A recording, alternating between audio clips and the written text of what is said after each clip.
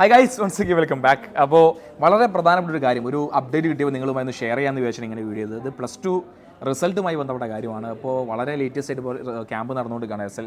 +2ൻ്റെ valuation camp നടക്കുകയാണ്. അതിൽ ഒരു ടീച്ചറുമായി ബന്ധപ്പെട്ട സമയത്ത് ടീച്ചർ പറഞ്ഞൊരു കാര്യം, +2 കെമിസ്ട്രി കയ്യിൽ നിന്ന് പോയി എന്നാണ് ടീച്ചർ പറഞ്ഞത്. കാരണം അത്രയും മാർക്ക് കുട്ടികൾക്ക് കുറവായിട്ടാണ് +2 കെമിസ്ട്രിയിൽ വരുന്നത്.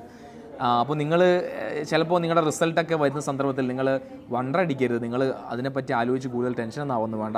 കെമിസ്ട്രി എക്സാം ഭയങ്കര ടഫായിരുന്നു. പിന്നെ എക്സാമിൻ്റെ വാല്യുവേഷൻ അത്ര ലിബറലൊന്നും അല്ല, അല്ലെങ്കിൽ ഒന്ന് ടൈറ്റായ രീതിയിലാണ് എക്സാമിൻ്റെ വാല്യുവേഷൻ നടക്കുന്നതൊക്കെയാണ് പ്രൈമറിലി നമുക്ക് കിട്ടിയൊരു ഇൻഫർമേഷൻ. അത് എത്രത്തോളം, അല്ലെങ്കിൽ കാരണം ഇത് ഒരു ഇൻഡിവിജ്വൽ അല്ലെങ്കിൽ ഒരാളിന് കിട്ടിയൊരു ഇൻഫർമേഷനാണ്. അപ്പോൾ നമുക്ക് ജനറലൈസ് ചെയ്യേണ്ട ആവശ്യമില്ല.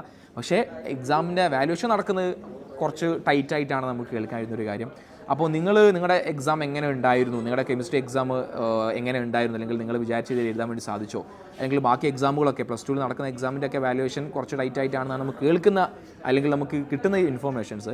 ഇനി അത് ചില സ്ഥലത്ത് ലിബറലായിട്ടും ചില സ്ഥലത്ത് ഇനി ടൈറ്റായിട്ടൊന്നും അറിയില്ല. പക്ഷേ നിലവിലെ ഇതിൽ കെമിസ്ട്രി കുറച്ചും കൂടി ടഫായിരുന്നു എന്നാണ് പറയപ്പെടുന്നത്. ഷാമിൽ സാർ, വാട്ട് അബൌട്ട് മാത്സിൻ്റെ വാല്യുവേഷൻ നമുക്കിത് കുട്ടികളെ ബാധിക്കുമോ? എക്സാം കെമിസ്ട്രി ഒരു പ്രശ്നം പറയുന്നത് കെമിസ്ട്രി എക്സാം ഭയങ്കര ടഫായിരുന്നു. ഫിസിക്സിനും ആ പ്രശ്നം ഉണ്ടായിരുന്നു, എക്സാം കുറച്ച് ടഫായിരുന്നു. അതുകൊണ്ടാണ് ആ ഒരു ബുദ്ധിമുട്ട് പറയുന്നത്. മാത്സ് എക്സാം വളരെ ഈസി ആയിരുന്നു. അതുകൊണ്ട് അങ്ങനെ കുട്ടികൾക്ക് മാർക്ക് കുറയാനുള്ള ചാൻസ് ഒന്നുമില്ല. പിന്നെ ഇവർ ഏത് സബ്ജക്റ്റ് ആണെങ്കിലും ഗവൺമെന്റ് പറയുന്ന ഒരു കാര്യമുണ്ട്, കറക്റ്റ് നമ്മൾ പുറത്തിറക്കിയ ഒരു ആൻസർ കീ ഉണ്ട്, അതിനനുസരിച്ച് ആൻസർ എഴുതിയിട്ടുണ്ടെങ്കിൽ മാർക്ക് കൊടുത്താൽ മതി എന്നുള്ള രീതിയിൽ.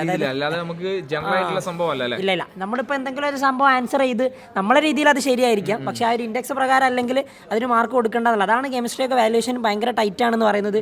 ഒരുപാട് കുട്ടികൾ ഫെയിൽ ആവാൻ ചാൻസ് ഉണ്ടെന്നൊക്കെ അങ്ങനെ പറയുന്നുണ്ട്. എത്രത്തോളം കറക്റ്റ് ആണെന്ന് അറിയില്ല. പക്ഷേ നമുക്ക് ആ ഒരു കാര്യം ജനറലൈസ് ചെയ്യേണ്ട ആവശ്യമുണ്ടോ? ഇല്ല, ഒരിക്കലും ഇല്ല. അതിപ്പോൾ നമ്മളോട് പറഞ്ഞത് ഒരു ടീച്ചറാണ്. അപ്പോൾ ആ ഒരു ടീച്ചറുടെ അല്ലെങ്കിൽ ആ ഒരു ക്യാമ്പിലുള്ള ഒരു അവസ്ഥയായിരിക്കും ചിലപ്പോൾ ഇത്.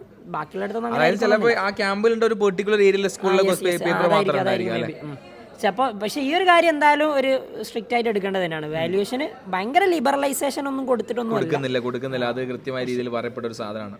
സോ എനിവേ, ഇത് എനിക്ക് തോന്നുന്നു +2 മുഴുവൻ അല്ലെങ്കിൽ ഓൾ ഓവർ സബ്ജക്റ്റിന്റെ സയൻസ് മാത്രമല്ല കേട്ടോ, എല്ലാ സ്ട്രീമിലും എന്ത് ഈ ഒരു സാധനം വരുന്നുണ്ട്. എക്സാമിന്റെ ക്വസ്റ്റ്യൻ പേപ്പർ വാല്യുവേഷൻ ടൈറ്റ് ആയിക്കൊണ്ടിരിക്കുകയാണ്. അത് നമ്മൾ മുന്നേ ഒരു വീഡിയോ ചെയ്തത് മാത്സിന്റെ, ആ വീഡിയോയിൽ നമ്മൾ പറഞ്ഞൊരു കാര്യമുണ്ട്. അതായത് ഇനി വരുന്ന ഈവൻ 8ാം ക്ലാസ്സിന്റെ റിസൾട്ട് നിങ്ങൾ കാണുക, അതായത് പകുതി കുട്ടികൾ തോറ്റിരിക്കുക. ഇത് 9th ഇത്തവണ അവർ മിനിമാർക്ക് കൊണ്ടുവന്നിട്ടുണ്ടെങ്കിൽ വലിയ രീതിയിലുള്ള ഒരു പരാജയം എന്തായാലും കുട്ടികൾ തോൽക്കും. കാരണം പുതിയ ടെക്സ്റ്റ് ബുക്കൊക്കെ വന്നതാണ്. 8 പഴയ ടെക്സ്റ്റ് ബുക്കാണ്, ഒരു മാറ്റമില്ല. അതൊക്കെ നമുക്ക് എളുപ്പത്തിൽ ക്വസ്റ്റ്യൻ വരെ പ്രെഡിക്റ്റ് ചെയ്യാൻ കഴിയും. ആ ക്വസ്റ്റ്യൻ പേപ്പർ വെച്ചിട്ട്, ആ ഒരു സിലബസ് വെച്ചിട്ട് 50% കുട്ടികൾ തോറ്റിട്ടുണ്ടെങ്കിൽ എന്താ അവസ്ഥ?